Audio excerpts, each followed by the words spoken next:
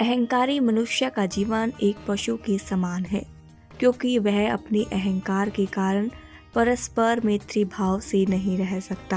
अहंकारी व्यक्ति ना तो भगवान को पा सकता है और ना ही प्रेम को। एक बार स्वामी विवेकानंद अपने भक्तों के बीच बैठे थे।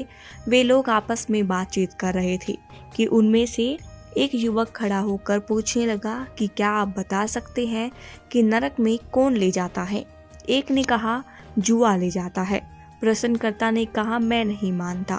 दूसरे ने कहा शायद पराई स्त्री पर गलत नजर डालने से नरक ले जाता है। प्रश्नकर्ता ने कहा मैं ये भी नहीं मानता। फिर तीसरे ने कहा हमारे व्यसन हमें नरक में ले जाते हैं। उसने मानने से इनकार कर दिया। चौथे ने कहा मिलावट करने वाला, खोटे धंधे करने वाला नरक में जाता है। इस तरह लोगों ने कई तरह की बातें बताई। वह युवक हर बार यही कहता कि मैं नहीं मानता। विवेकानंद तो चर्चा में मशगूल थे।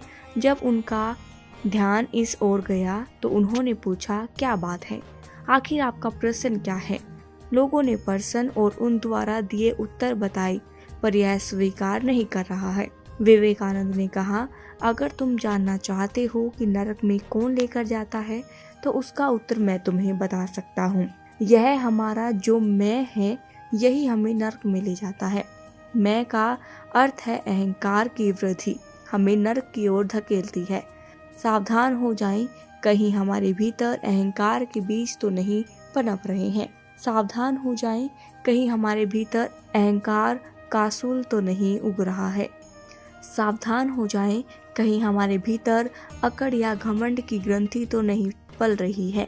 आपके भीतर पनपने वाली अहंकार की वृद्धि हो आपके स्वभाव को विकृत कर देगी। अहंकार दो मनुष्य के बीच मैत्री को दूर करने वाली सबसे बड़ी दीवार है। यह वह चट्टान है जो हमारे जीवन की राह को कठिन बनाती है। अगर वह चट्टान खंडित हो जाए तो जीवन में प्रेम का झरना फूट पड़ता है।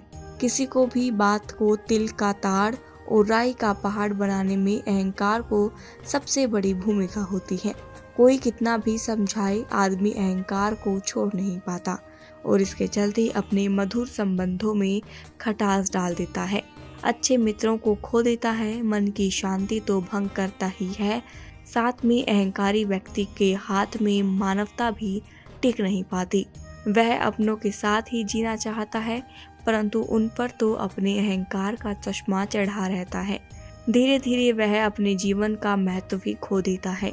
इसीलिए कहा है पृथ्वी पर जीना है तो मरना भी पड़ेगा। इसलिए यह वाक्य सही है, जीना यहाँ मरना यहाँ।